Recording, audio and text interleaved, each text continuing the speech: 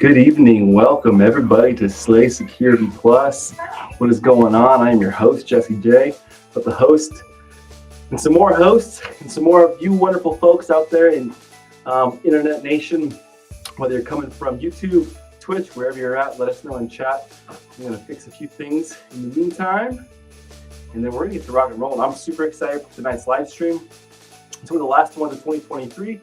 This is the year that I really got into cybersecurity beginning back in February. Now we're coming to a close, and I'm excited to take it to that next level. I've got some career updates, I've got some Slay Security Plus updates, and a whole bunch of other things coming your way. So you don't want to miss anything. And I also have a very, very special guest tonight who's going to talk about what they're doing, and then we're going to do a little Q&A about the industry and kind of have just a chill live stream tonight. So, boom, we need to have that. There we go. A little bit of Christmas in the background. Let's get chat pulled up. Woohoo! LFG, Toasty Pops, Lee Muller, Margarita Curon, Barracuda Bare Bones, Barracuda Bare Bones, Christopher Whitlock, 8-Bit Oni. Welcome to Slay Security Plus. You are Slay Security Plus. And we are going to get rocking and rolling here in just a minute.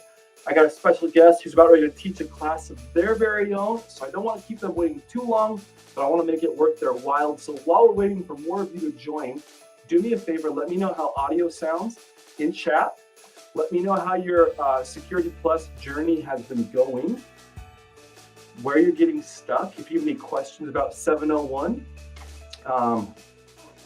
just leave me out of it, huh? Oh, there he is, Jay Gold. Are you going to come on stream today too? I tried to give you props the other day, today, and you said that just leave you out of it. Audio was good. I need to spin up a random giveaway generator. This marks, I don't know how many episodes of Slay Security Plus. I wish I was keeping track like Jerry did. But you know what? The Slay Security Plus LinkedIn just reached 1,000 followers, which is super exciting to me. And that is because of all of you that have participated. Super, super excited, especially because we really just fired up the LinkedIn page pretty recently. Might need to disconnect and reconnect your mic. Super distant and reverby on Twitch. Kind of like reverby. Here, let's try that.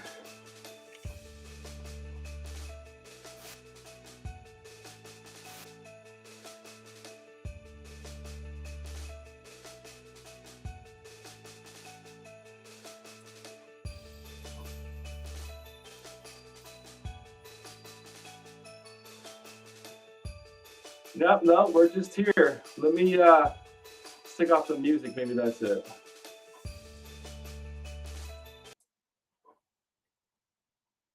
Check one. Is that better? Is that a little bit better not having the music? Let me know in chat. Isn't as crisp. Can't have that. Okay. Boom, boom, boom. Check 1, 2. Check 1, 2. Oh, there it was. Check 1, 2. Check 1. That's better. Check 1, 2. I like a little crispier. No, this is all, the settings all say my microphone. As far as my restream settings, double check. Want to get into this. I feel like Jerry right now with the audio issues. Is it not as crisp? I have echo cancellation and noise suppression on. I turned it off. Let me know if that made a difference. The default is the Yeti X. Let's try it again. What about now? Is that better? Worse? Is this better? That's it?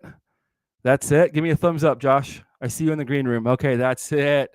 Rocking and rolling. Well, welcome to Slay Security Plus, all 13, and hopefully 1,300 more of you that are showing up. Thank you for being here. This is our 5 millionth episode. No, I'm kidding. I don't know how many episodes we've done now. We're starting to lose track. We've doing a Monday night, and now we're doing a Thursday night as well. Taylor McDonald, a.k.a. the Cyber Hamburglar. He has been rocking your Monday night live streams, and we're rocking the Thursday nights. We just hit 1,000 followers on LinkedIn. And the mods don't know this, and Josh doesn't know this. I want to give away 1 month of TCM subscription to one of the viewers here tonight towards the end of our live stream. And so I'm going to collect our names, throw them in a random generator, We're going to pick somebody from stream tonight that doesn't have a TCM subscription. And I would like to, from the bottom of my heart and Slay Security Plus, I want to treat somebody to 1 month of TCM security subscription. So we'll get to that at the end. It's going to be super awesome. But without further ado, we've got a very special guest coming all the way from Cyber World, Josh Mason. I'm going to bring him on, bring him live. Hey. Hey, Josh, how are you? Doing all right, man.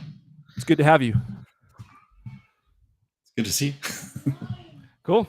Well, Josh, I don't know. You're not really a stranger to the cybersecurity industry. You're not really a stranger to the military, industrial complex.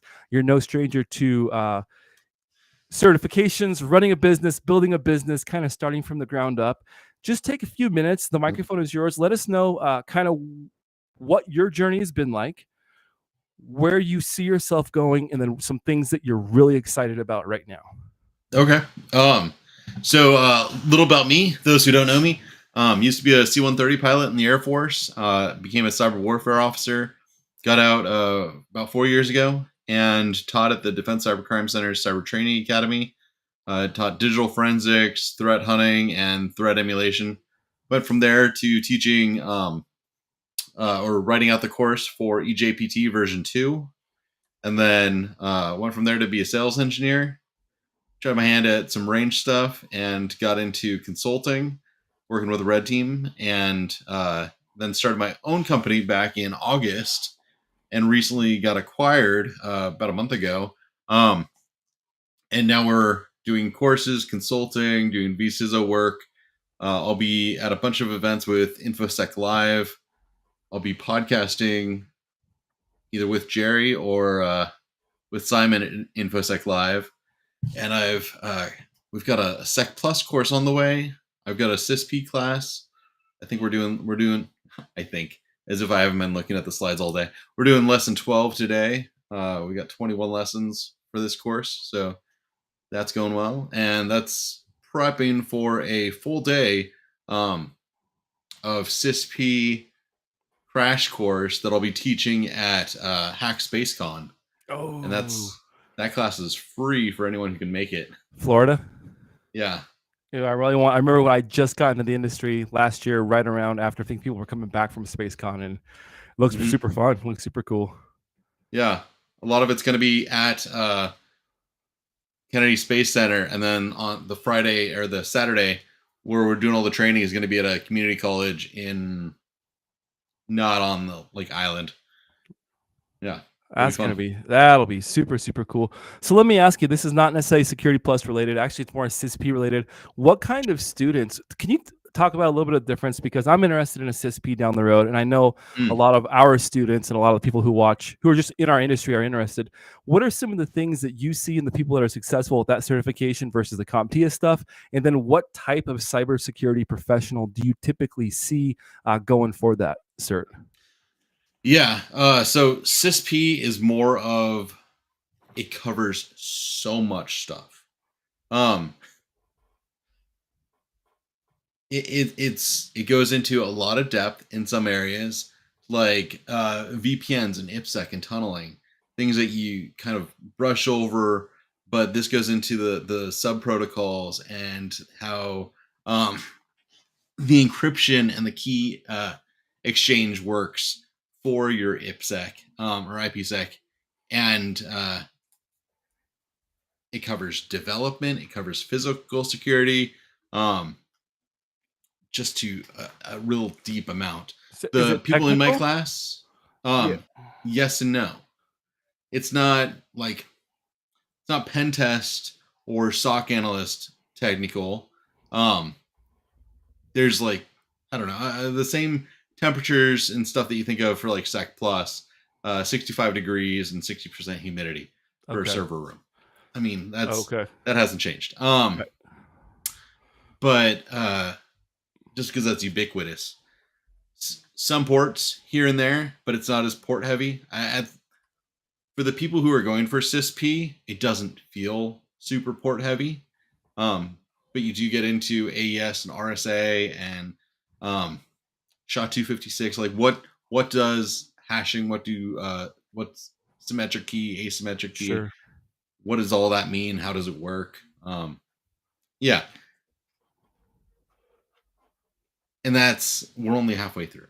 My goodness. Then we'll Okay. get into like a lot of specifics down the line. What do you see in the students? Like, do you see them? I mean, because at this point they're, 3 to 5 years in the industry, probably more, maybe more, right?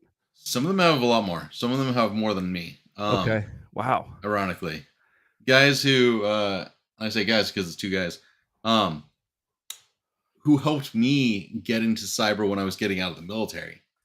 Tell you, one of the guys, he knows how to exploit mobile devices, because that's what he used to do, and now he's a VCISO. Used to be a Green Beret as well, West Point grad, and sometimes going through this stuff, I'm like, is any of this new? And for him, it's not. It's not new, but being forced to think about it, to dive deep, where it dives deep, to think about the things that he hasn't thought about in a long time, so that he can prepare for the exam, has been super helpful. I've Wow. got someone who's in their 40s. They haven't been in cybersecurity for super That's so long. old. That's so old. No, but it's different than like 18-year-olds. Yeah. In comparison, like that's kind of a big difference. Yeah. But it just like they've been a professional for a while. They're newish to cybersecurity, but what they know about organizations and business is huge. And so a lot of it has made sense to them. It's not been too much that's terribly new. But it just covers so much information. This person's had Sec Plus for 4 years. Yeah, right. I know a lot of things. So it's a little bit different. Okay, before we get into more of tonight's.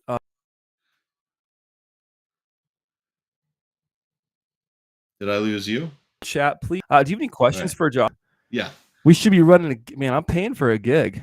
They say you're getting it. They always say like, well, we're giving you a gig up to the tap, and then after that, we're not responsible.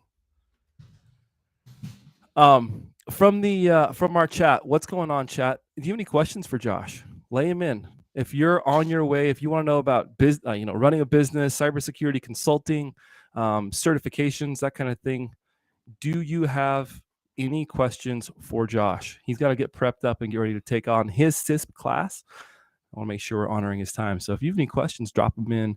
Chisel Dizzles. There's a good course. Don't know how outdated it is now. Now I'm blanking on what it's called. Cybrary. A lot of people took their free CISP course. Now they've made so much of their library free. So definitely, if you're looking for resources, that's a good one. The official book by Mike Chappell. It's what we're using for the course. Mike does a good job in there, and it leads you where it's meant to lead you. And it comes with practice questions, flashcards, like 3 or 4 practice exams that you get online, like full length practice exams. So, and that's like, I think I got mine for $40. Came with $2. Super cool. Super cool. So, what are you gonna do for the holidays? Oh, we're staying around here. My wife's still recovering from foot surgery. Okay. We traveled all summer. We're gonna travel this next summer. So for the winter, we're staying here. And then New Year's, we're spending with some friends down the road. Gonna keep it mellow. Are you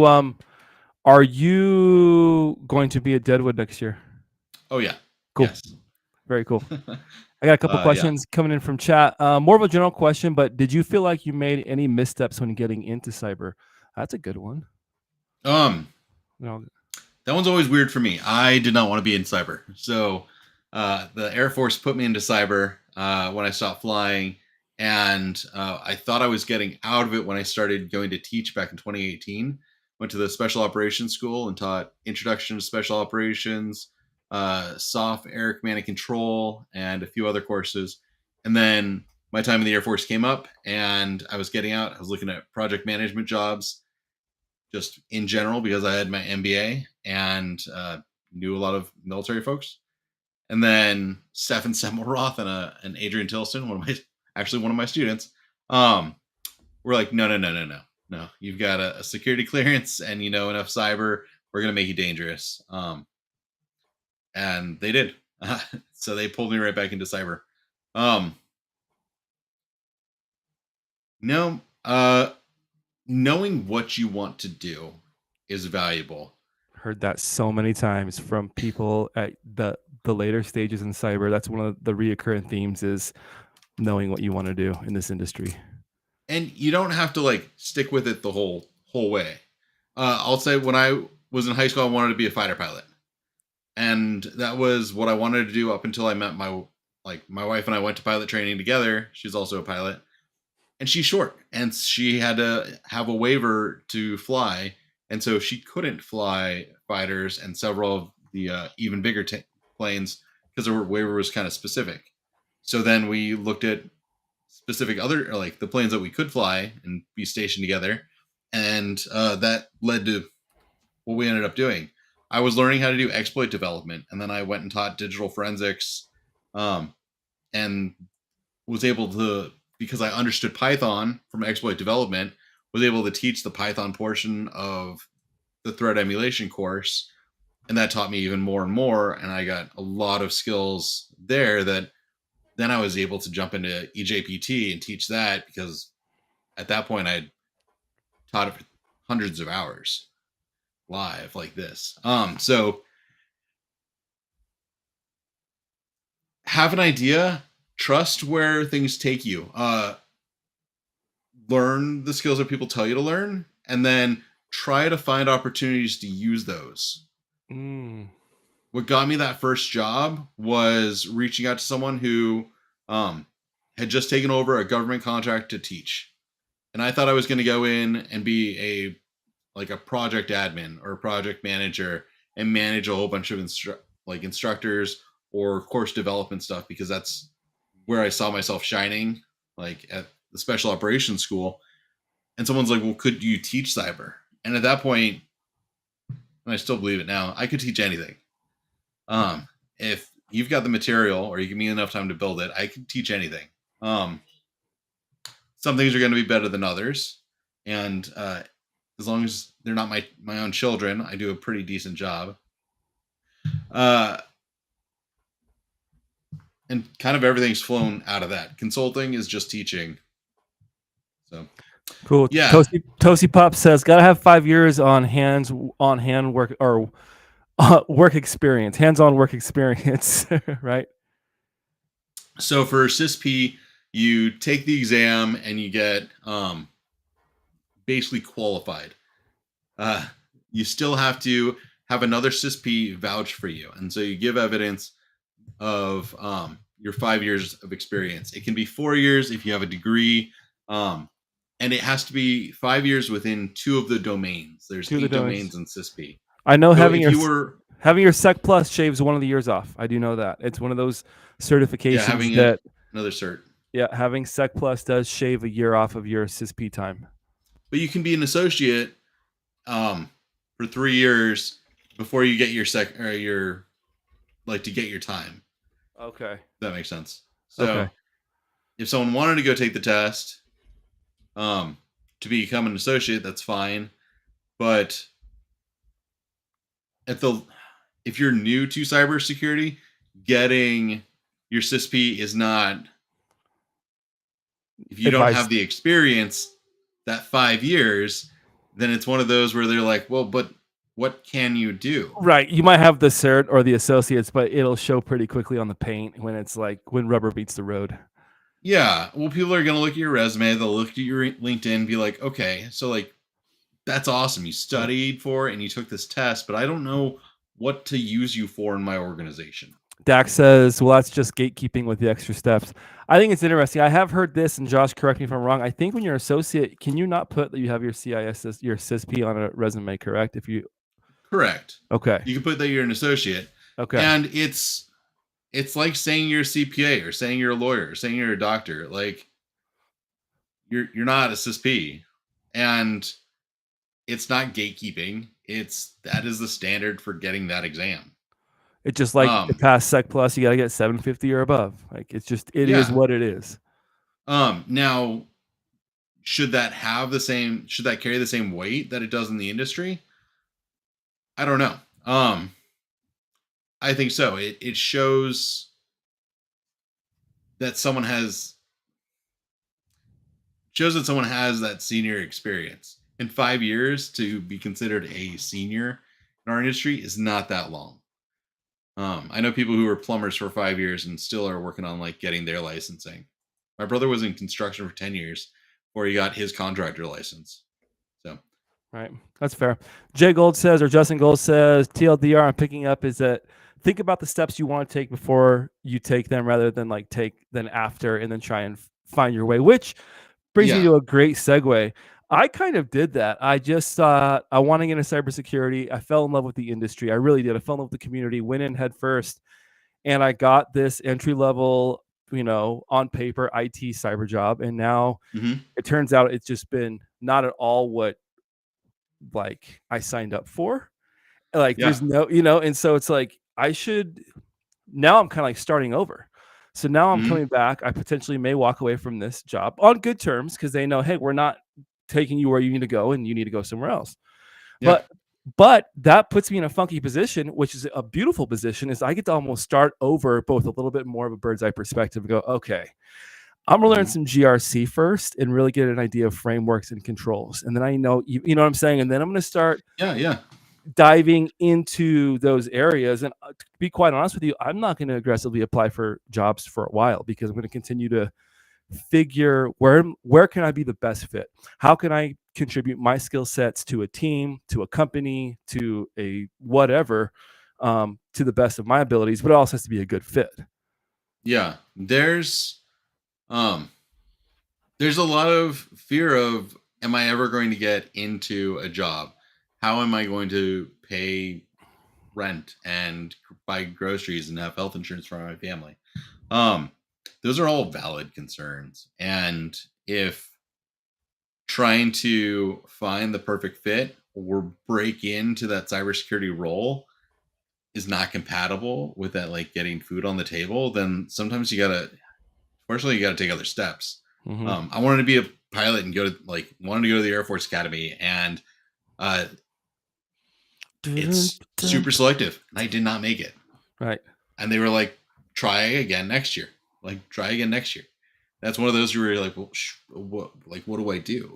Right. Like, what do you mean? This is, like, I'm not in school anymore. This is what I'm. No. You don't get it. Like, what do I do? And so spent that summer working my ass off. Right. So I could afford prep school, and then worked my ass off in community college, and then got there so I could pay bills until I got there. Yeah. So Lee says, "What things that gotta get you there?" Yep, do what you gotta do to put bacon on the table. What do they have me doing right now? So, I work for an education company. That's the most I'm willing to say online, just to protect them as well. And we need some pretty serious cybersecurity help. And I would love to jump into that role. Unfortunately, when you get into sometimes these situations, there's a lot of bureaucracy. And the quickest way to stop progress is have a bureaucracy. And this one is going through like a full administration change, which means I won't get to reach any of my cyber goals in the next year for sure, which will keep me at a much lower pay wage, which has not let me, since I got the job, which I'm very appreciative for. It's put bacon on the table, and I have learned some things about the industry. I'm very thankful. So if you're one of my bosses and you're watching this because you're trying to get into cyber, thank you.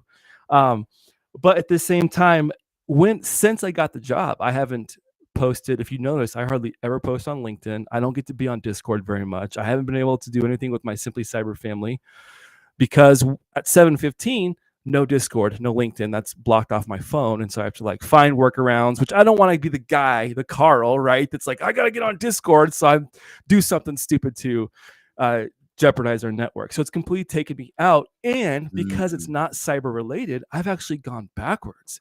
I don't think I could pass. There was a time where I'd be like, oh, dude, give me the blue team level 1. I'll slay that thing right now. I'll do some phishing analysis, some incident response. Like, let me do some digital forensics. I go to like get on Hack the Box or try Hack Me, and I'm like, I don't even remember half the stuff that I busted my ass busted my butt learning. And that's not what I came here to do. I came here to get into cybersecurity, bring people along with me. And if this current role isn't going to or isn't doing that, then it's just time for me to part ways so that we can continue to do what we're doing with Slay Security Plus, with me getting into the industry and being that force that we're talking about. But that's kind of in a nutshell what's going on. Lazaro, I'll catch up with you in a minute. We're a little bit short on time because I know that Josh has to teach a CIS class coming up. There was a question here that was about blue team level 1. It was a cert question. Let me see if I can find it. Need to have. It's a good cert. It's the people I know who've taken it, who've been in the industry for a while, stand by it, and I know the folks who helped build it. So I stand by it. Yeah, if you're going for a SOC job. I got 83% through the content, and I'll tell you what, I felt like at the time, I truly felt like if you hire me, I can do the work right now. Like because you're using the tools. That's the beauty of like a TCM cert or blue team level 1. Yeah, there's some multiple choice quizzes along the way, but you are using volatility. You are getting in and you're using, you're doing PCAP, all kinds of like, you're really getting in there. You're using, CLI and like all these different tools that you can use. And now I hope Graph Runner might get introduced to, which would be super, super cool to see something like that. But let's see. I feel you, like the directness of demonstrating proficiency via credentials, license, certification requires like yep, exactly. They have value because that's something that we can tend to miss in the CompTIA world. Is we miss that rite of passage. We miss that, hey, you really do kind of need a little bit of, it's not necessarily gatekeeping. It does say, hey, you need at least, we want to protect these companies. And if we're sending people into the industry that don't have the experience, we're doing a disservice to the certification because it waters it down. And we're doing a disservice to the industry by equipping people that shouldn't be equipped. There's a balance there. When I was going through cyber school in the Air Force, we had to get into iOS, Cisco iOS, not Apple iOS. Get into Cisco iOS and configure a router and switches for trunking and VLANs and set up subnets. And we learned it real fast in like 2 weeks. And I understand what it was doing. I'm teaching on trunking today and VLANs. And it's one of those like, people doing CISP don't need to know how to do that. How to trunk and tag a port. Like that's Sec Plus. Like we barely even need to know security and you're touching switches and servers in that way. Like, boy, right. Why are you doing that? Like, don't touch that. That's not yours. Let the sysadmin, the IT administrator take care of that. Like, that's not your world. Yeah. Yeah. Well, cool. Hey, Josh, I want to let you get back to your stream. Thank you so much for being here. Do you have time? Would you be willing to answer a couple 601 questions with us online? We did this with Jerry at oh yeah, you were with us.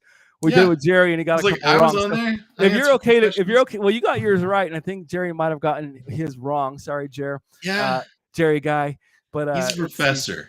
I'm an instructor. There's a difference. Right. Exactly. Sometimes I remember that happened to me in college. All right. Be fun. He also hasn't been like building Sec Plus stuff. He's been building other stuff. Someone asked my favorite aircraft. Obviously the C-130. Do you have any favorite do you have any favorite vintage like World War II aircraft? Do you have any? Yeah, P-51. So our class of the Academy was the 51st class. And so on our ring and our class plaque, we've got a P-51. There was this whole thing. Every plaque, and the plaque goes on your ring as well. You have like a plane or a combo of planes that added together equals your class number. Okay, cool. 51 was pretty awesome. P-52 the next year was like less exciting, but cool for them. Yeah, no, P-51's a great plane. I'm a big fan of the old jug, the milk jugs. I like, of course. I like some of the British planes, Spitfires, Hurricanes, Yep. classics, all the ones that I get to play all the time on War Thunder when I should be doing cyber. All right. When a cryptographic system is used to protect data confidentiality, what actually takes place? A, data is available for access whenever authorized users need it. B, unauthorized users are prevented from viewing or accessing the resource. C, encrypted data transmission is prohibited. Or D, data is protected from corruption or change. I'll give you a minute, Instructor Josh Mason, and everybody here on Slay Security Plus. If this is your first time, this is how we do our questions and our answers. So please don't put the answers in chat just because it kind of gives away the answer sometimes prematurely. But what you can do is scan that QR code, and it should take you directly to this exam, or join us on the Vvox.app. And our ID tonight is 100-511-942. And we'll I gotta get with you for building out a Vvox. These are great. These are Yeah. I love these because you can't see who answers, but you get a little graph. And if I had my third monitor over, I can see like the numbers and stuff, and it keeps it. I like it because it keeps it anonymous. We'll give everybody a few more seconds. Well, they're answering. We'll go through them in a second. Protecting data confidentiality. What actually takes place? Not integrity, not accessibility, and not transmission. Okay, folks, you see what his brain is doing. He's not thinking necessarily what's the correct Sec Plus answer. He's going, let me look at this question from a cybersecurity holistic perspective, starting with the basics, the CAI triad, right? Well, the one was, once you see confidentiality, it's like, what is confidentiality? So that authorized users can, only authorized users have access. Yeah, so like, there's that answer. There's need it. And then need you it. think, yeah. Need its availability, right? Yeah. Corruption or change, there's our integrity. Yep. Accessing the resource, that's going to be our confidentiality right here in encryption. And then data transmission is prohibited. It's just a red herring answer, I feel like. Yep. Okay, let's see what the survey says. Cool. 667% of you are going with this one. And the correct answer is unauthorized users are prevented from viewing or accessing the resource. Cryptography is the science of converting data into secret code to hide a message meaning during transmission. Cryptography systems provide the following security services: confidentiality by ensuring that only authorized parties can access data, integrity by verifying the data has not been altered in transit, and authentication by proving the identity of the sender or receiver, non-repudiation by validating the communications have come from a particular sender at a particular time. So this answer, which I do like, goes a little bit deeper, and we see the encrypted data transmission can be prohibited with that answer there. So that's kind of nice. Nice. All right. Which term means a cryptography mechanism that hides secret communication within various forms of data? Steganography, cryptanalysis, algorithm, or ciphertext? These are some pretty common questions.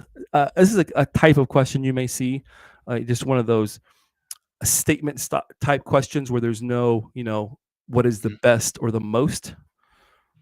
Oh, just straight definition. Just a straight up question. Yep. These are important. These are valuable. That I dropped those cards for 701 yesterday. There's like 700 of them. That's just terms. That's not even questions.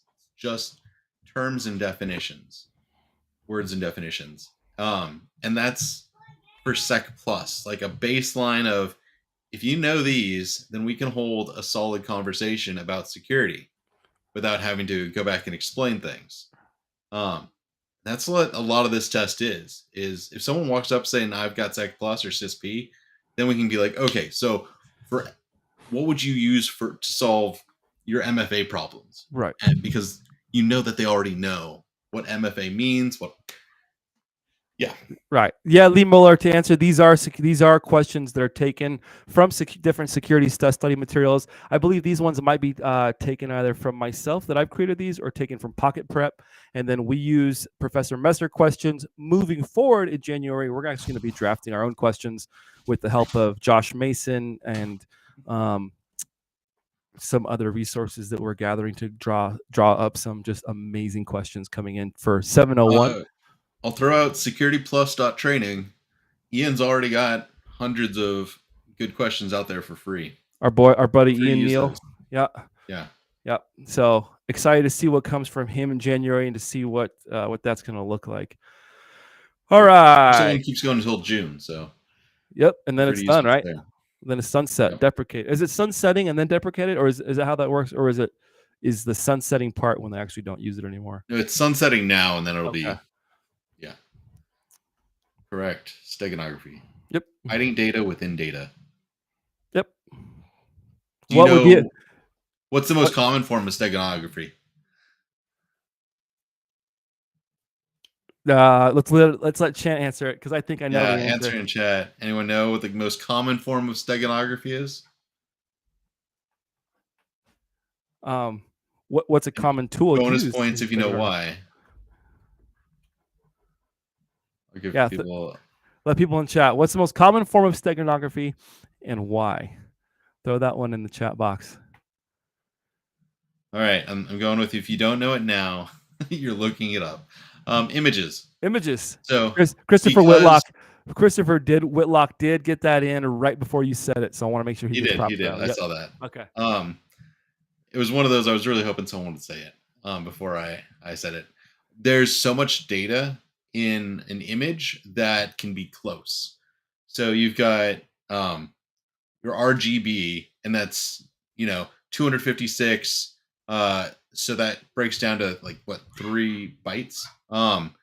For red, green, and blue for each pixel plus hue, and there's just a lot of stuff where your hue can be off by a bit, your red can be off by a bit, your green can be off by a bit, and overall the image doesn't lose fidelity. There's places where you could increase or decrease red, green, and blue, but increase hue, and you have the same overall ending look. So because of that, the algorithms can hide your data in there 1 bit up, 1 bit down, 1 bit over in such a way that you haven't increased or decreased the size of the file, though you've added data to it. But you have to know how you added it to be able to pull it out. It just moves it around more than anything. Yeah. That's music can work the same way, but it's less wiggle room because Sweet. But the intensity of this waveform or that one a little bit up or down might not be obvious. Or the course of Wolfsong. Right, without the discerning ear. Which of the following algorithms are used in asymmetric encryption? Two-Fish, Diffie-Hellman, AES, RSA, or Blowfish?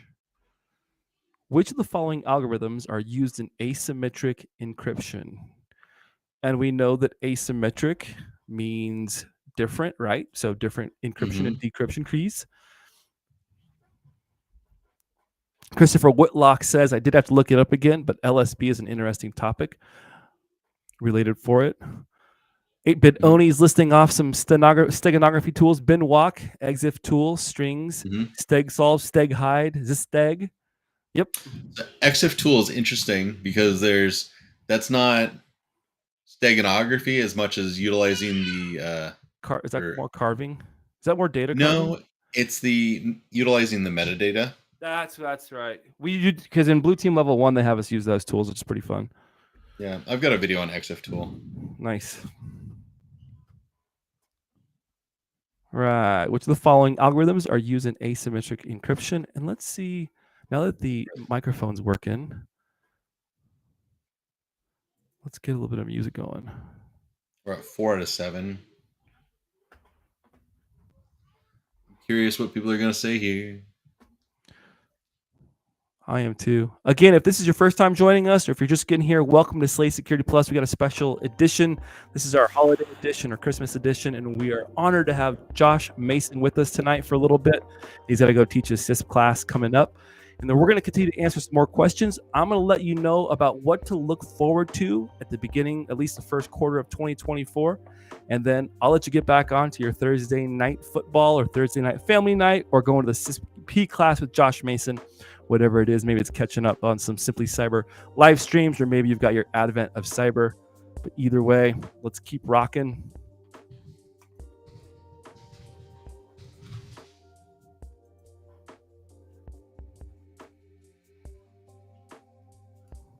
We're all over the place on this one.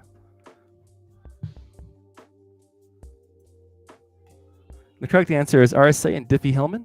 Whenever you see I like to help people with this one is you see the Diffie and Hellman. Those are two different names, so two different forms of encryption, if that kind of helps as a mnemonic to stay in your head. But RSA and Diffie-Hellman are asymmetric algorithms. RSA is one of the earliest encryption algorithms and can be used for digital signatures.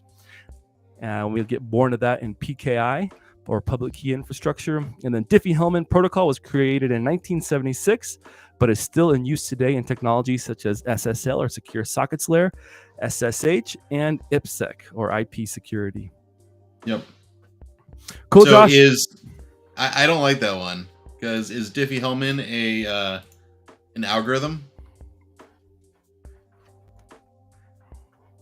It says here it's a Anyone protocol. know? It's a protocol. It is a key exchange.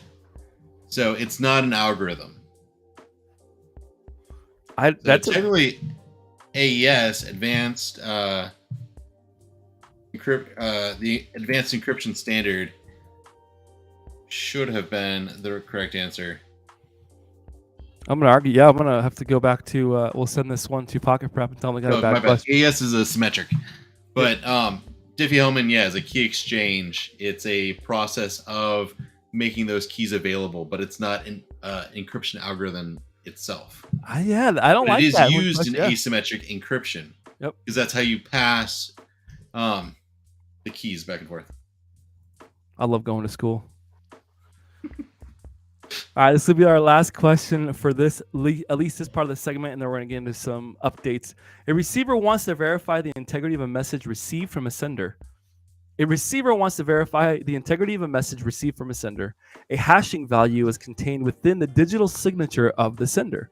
Which of the following must the receiver use to access the hashing value and verify the integrity of the transmission? This is a tough one. This one gets people a lot. You can keep track of what it's asking. Yeah. I need to get a little drawing tool here. A receiver wants to verify the integrity of a message.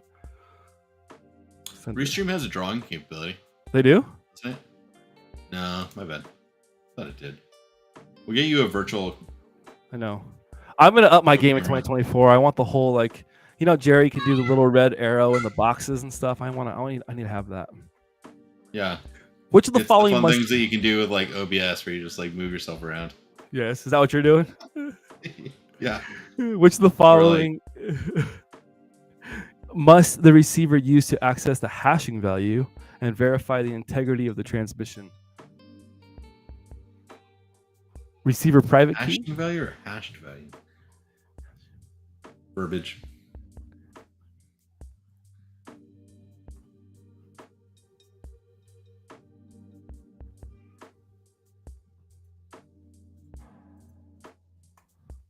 I'm going to stop it. Yeah. Sender public key. Sender public key. Over 57% of you in chat got that question right. So good job on that one. Digital signatures are created using the sender's private key. Therefore, only the sender's public key can be used to verify and open any data encrypted within the sender's private key. The recipient's private and public keys are not, lots of keys here, are not involved in this type of cryptography situation. Often the hashing value of message is protected by the sender's private key, their digital signature. The recipient must extract the original hashing value. How is the hash made? As in which algorithm? Well, what do you use? So you got 4 key options, right? Right. Yeah. So what key do you use to hash? You take a hash to the message. It's the sender's public, right? Or sender's private key. Why would it be the sender's private key? To make sure it hasn't been altered, or that it's the same, to make sure it's the same one. Well, but does the receiver have access to the sender's private key? Does the sender check that it hashes the right way? I don't know. My brain, I can feel smoke starting to come out of my ears. I feel like I'm in math class. Chat is saying smothered and covered, corned beef and potatoes. And I got private key, sender private. So they're either jumping on the bandwagon, or other people also saying sender private key. What do you think in this? To answer your own question, what do you think, Josh? It is the sender's private key. I knew that. You mean SHA-256 or MD5? What does SHA stand for? It's a group. A group. All right. No more of the keys. Oh, secure hashing algorithm. What was Secure? it? Thinking of RSA, which is Revest and yeah. Yep. Cool. Boom. We're getting back to things. Josh Mason, thank you so much for joining us for Slay Security Plus. I gotta go say goodnight to my family before I jump right back on and teach a class. It's good to Thank see you. y'all. We'll talk to you soon. See you, man. Ladies and gentlemen, Josh Mason, thank you so much for your time, for being here, Josh, and everybody else that's been paying attention and watching us. I'm so excited to have more guests like Josh, like Casually Joseph. Hopefully we get John Vitucci and maybe even Justin Gold on here. I'd love to get some of you from the community on Slay Security Plus. Talk about your journey. Talk about how things are going. I'm going to update you a little bit. We talked a little bit about where Slay Security Plus is going when we were with Josh. And I'll update you now that I just got you one-on-one, do a little bit of a jaw jacking with me. So talked about the job. Lazaro, to answer your question, I think I texted you the other night about sending me some good vibes. So back in February or August, I got offered 2 different job offers. I had a cyber security job, remote, with no benefits, but pretty decent pay. And then I got offered a IT/IT security role at the job I have now, with significantly less pay but benefits. And I like the idea of supporting education and protecting kiddos. So I did not do the cyber job, and I went with the one that I have now. Over the last couple months, the administration has changed completely, and so like my role doesn't have quite the trajectory that it had when I started the job. And not only that, like I mentioned earlier, really kind of got taken away from my whole community. And I know that, yes, it's up to me to jump on and make posts and to reach out, but get up at 5, I jump on Jerry's stream and then go to work, where it's not really cyber related at all. So that part of my brain wasn't being used. Then by the time I get home, it's back locking into dad mode, right? So I'm not getting to connect with my community. I'm not getting to work on curriculum like I used to. And to be quite honest with you, I'm not going anywhere in my cybersecurity career. And that's not why I got into this in the beginning. And so I'm sending my bosses a proposal to basically create myself a hybrid remote cybersecurity/IT support role, with more protecting the Google Cloud platform and engineering some security solutions for them. And so it's either that or we got to part ways, and I'll come back maybe as a consultant or help them in other ways. And so this isn't more of a help desk position. It's kind of a funky.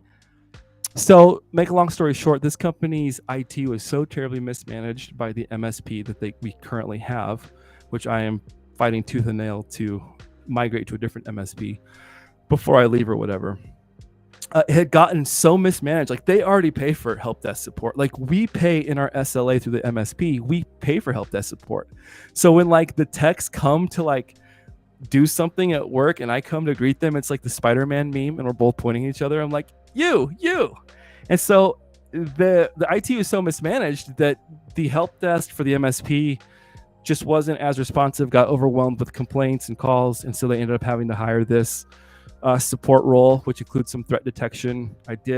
We've already had one business email compromise that I found going through some logs. Nobody went through logs, single factor authentication. I mean, you name it, no governance, no compliance. I mean, it's been crazy. And so I've really been trying to work hard to get their cybersecurity posture, get some awareness around it. And it's like hitting a brick wall. They're like, well, we think that's really important, but we need somebody who can reset printers and make sure that Mrs. Jones's projector can work and that the HDMI cables are all accounted for. I'm like, man, I love helping our staff, but you're totally missing like that's stuff that we can train them to do on their own. What we need to be focusing on is this big picture of our IT security and our governance, and where do we want to go? What's our incident response plan, boss? What is our disaster recovery plan?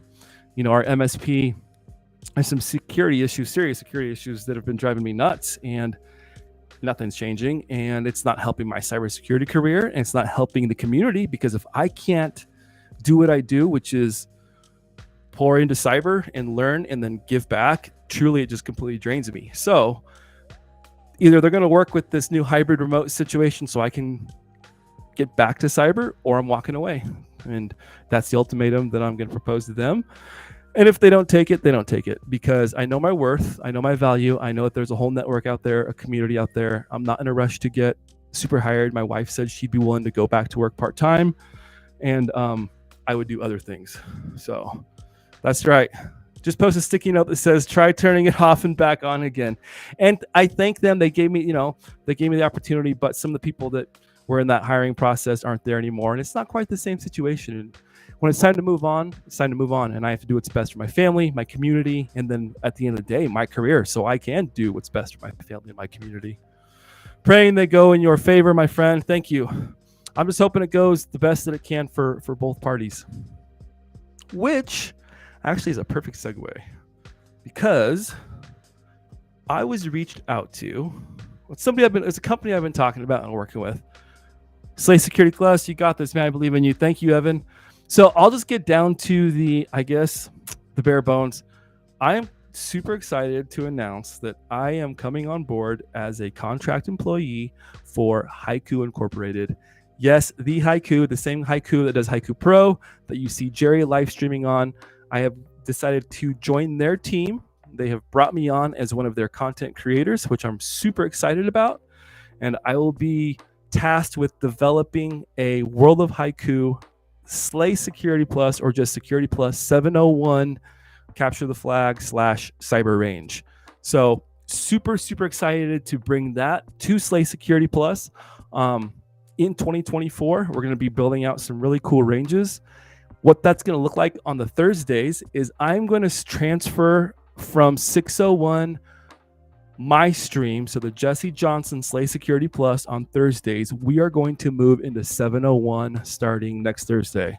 My plan was originally to stay at 601 until I have to look at this curriculum that John made up, that drafted up for us.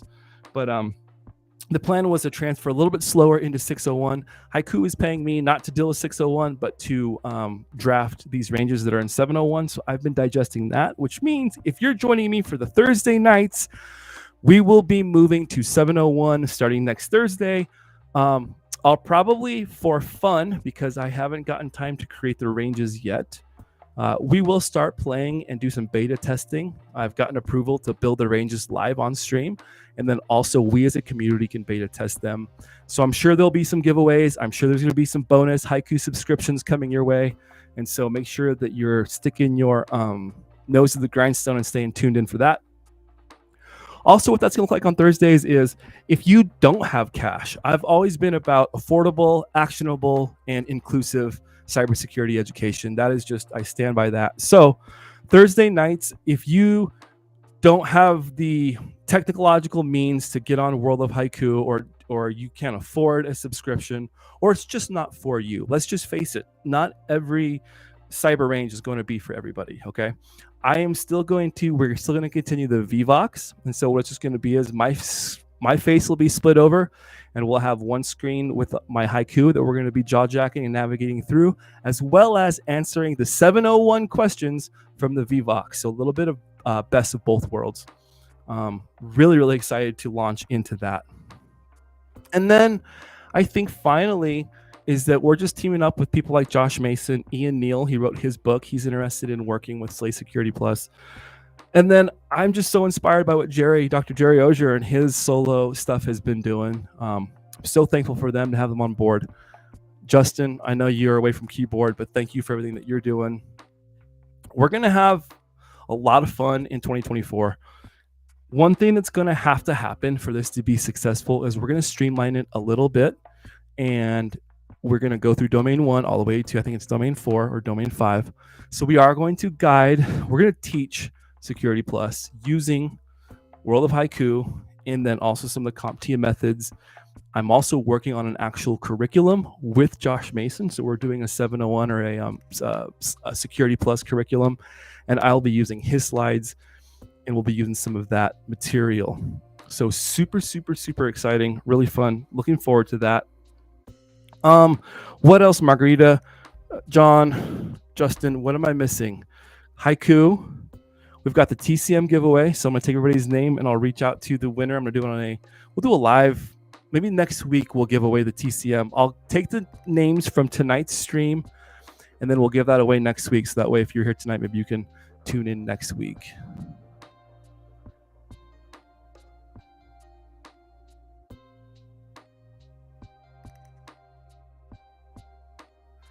Evan says, I have Haiku, but haven't gotten very far yet. Been doing other stuff.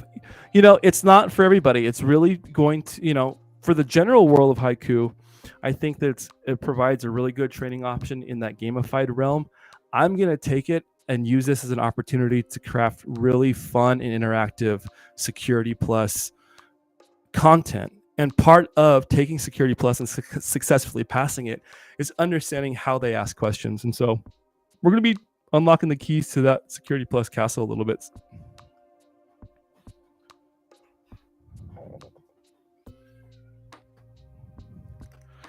Cool, team. And then remember, Mondays, we've got Slay Security Plus run by Cyber Hamburglar, aka Taylor McDonald. He's killing it over there on Mondays. So make sure you're tuning into that. I'll ask my program mentor at WGU if I can take 701 instead of 601. Evan, you might want to do that. Let's go over while we're here as a group. Let's just go over the 701 objectives so you can kind of see what that looks like. Computer will probably drastically slow down. That's okay.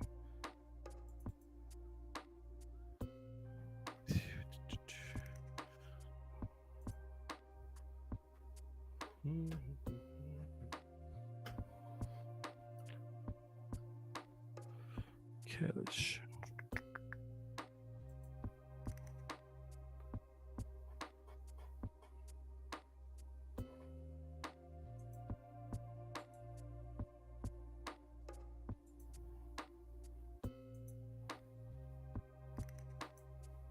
close that out. Bear with me, folks.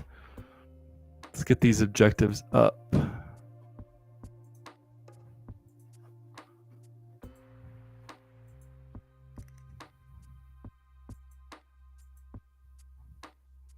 Cool. So here we are.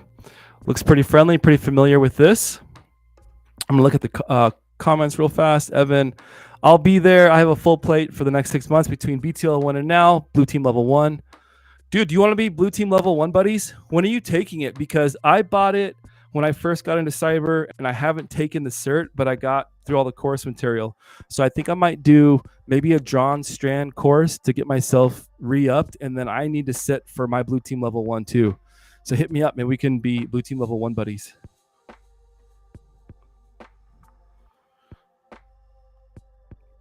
So a few things are definitely worded differently than the 601. And so if you want to pull that up on your own, you can. This one says a successful candidate has the knowledge and skills required to assess the security posture of an enterprise environment and recommend and implement appropriate security solutions. Monitor and secure hybrid environments, including cloud, mobile, and IoT technologies. Operate with an awareness of applicable regulations and policies, including principles of governance, risk, and compliance. Identify, analyze, and respond to security events and incidents. So we can already see that 701 has just a little bit smoother of an on-ramp. We're not jumping right into terms necessarily or tools right out the gate. Again, same thing, maximum of 90 questions. You're going to have your performance-based questions as well as multiple choice. A minimum recommended experience, a minimum of 2 years of experience in IT administration with a focus on security, hands-on experience with technical information security, and broad knowledge of security concepts. I had 0 years of experience in IT administration when I took my Security Plus. I had a little bit of just basic, really basic IT experience. No hands-on other than a little bit of Blue Team Level 1 and some Try Hack Me labs. Just a lot of study from Professor Messer. Wow, words are hard. A lot of study with Professor Messer, and then hanging out with a lot of you actually in the community is really how I passed my Security Plus. I didn't have that 2 years.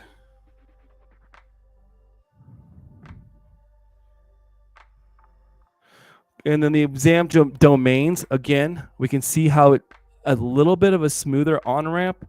We've got general security concepts, so a little bit bird's eye perspective at 12%, just to kind of warm me up. Then we go into threats, vulnerabilities, and mitigations, and then security architecture, security operations, and then 20% on security program management and oversight. That's where we're going to be seeing a lot of the GRC and stuff out of that realm. And so that makes up 20%. And so last time it was all about implementation. Remember how big domain 3 was on 601? It looks like domain 4, security operations, are a big one. And let's look at some of these topics. So we get right out the gate. They just start talking about really fundamental stuff. It's again, I think of it as just a much smoother and almost a more logical on-ramp to Security Plus or to cyber in general. We have the categories and the control types. And then we go over summarizing fundamental security concepts. These ones are highlighted because we're actively working on ranges around those. I'm actively working on ranges around those concepts. We see deception and disruption technology. I've started watching the Professor Messer videos on 701, and it just, I don't know. I just think I do think it's a better exam. Explain the importance of change management process and the impact to security. This is so important. Everyone says just patch it. You gotta patch it. Everyone says just patch it, or why can't they just fix it, or get that new firewall set up, or close those ports. So we hear it time and time again on the live, on the threat briefing and just from other professionals. So many companies are still using legacy technology. There's shadow IT. You don't realize how messy it gets until you're like, yeah, the now vice president, when he was the whoever, he created this program, but we're going to run it because he's the vice president and created it, and it's like he can't hurt his feelings, so he can't take it down. And they've got some internet facing program that's insecure, and that it doesn't get taken down because you don't want to hurt the vice president's feelings or whatever. So things get messy. And also we understand like the change management process. I cannot tell you, even in my small enterprise, how much thought goes into changing the Wi-Fi password, or rolling out MFA for everybody in the Azure Active Directory, or Intra ID, like rolling that out for everybody. We've got some older folks who had a really hard time with the Microsoft Authenticator app, and they don't understand the concept of YubiKeys. And so understanding that change management process and letting people know what's coming is that's the reality of cybersecurity. Justin Gold can testify. Justin Gold and I will be spending our mornings moderating the daily cyber threat brief, and Justin Gold, time and time again, is getting hit with things that are changing on the fly, or something that the MSP did that other people weren't prepared for it, and so it breaks the systems. Then we get into explaining this importance of using appropriate cryptographic solutions. So here's our PKI. Not quite as in depth, and I like that because so much of that you're going to learn on the job. Domain 2, threats, vulnerabilities, and mitigations. We go right into our threat actors. Nation state, unskilled attacker. So they've taken away the name script kiddie, and it is now unskilled attacker, which I think is funny. Hacktivist, insider threats finally added, because I think insider threats are probably the worst. Shadow IT, which I know Justin and I have to deal with all the time. And then here's some of our attributes of actors: the motivations, data exfiltration, espionage, service disruption, blackmail, financial gain, ethical revenge, so on and so forth. Then we get into different explain common threat vectors and attack surfaces. And as you can see, as we continue to navigate through 701, it just makes sense. It flows together like if I was just getting into cybersecurity, it kind of takes you through the ropes, so to speak. And then if we look down, I think this is the last one, security operations. This is the big one. This is where we're seeing our WPA3, mobile device management, more of a focus on ICS and SCADA, right? Which is something that we're seeing being attacked more and more. And so I think that's really important that we're taking care of our OT folks as well.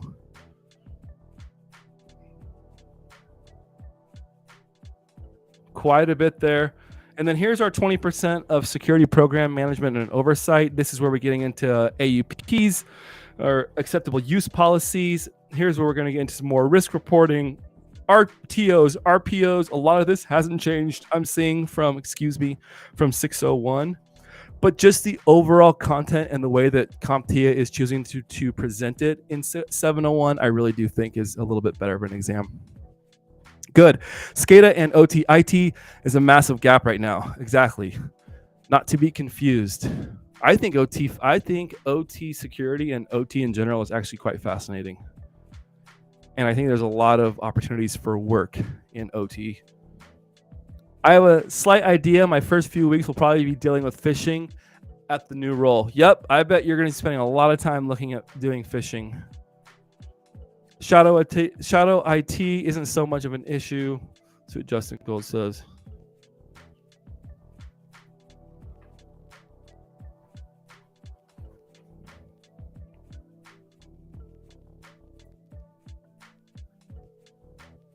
What I will say is sometimes trying to communicate between all the third parties, it doesn't feel like shadow IT at times. Yeah, we get people that will just throw things up and then it breaks. It breaks things.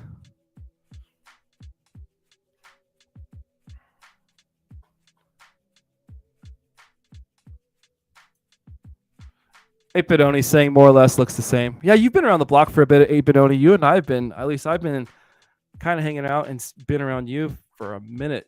Professor Messers and then some of the other Discord servers. Yeah, you know as well as some us. It does look more or less the same. I just think the way they presented it is a much better on-ramp and a much better package.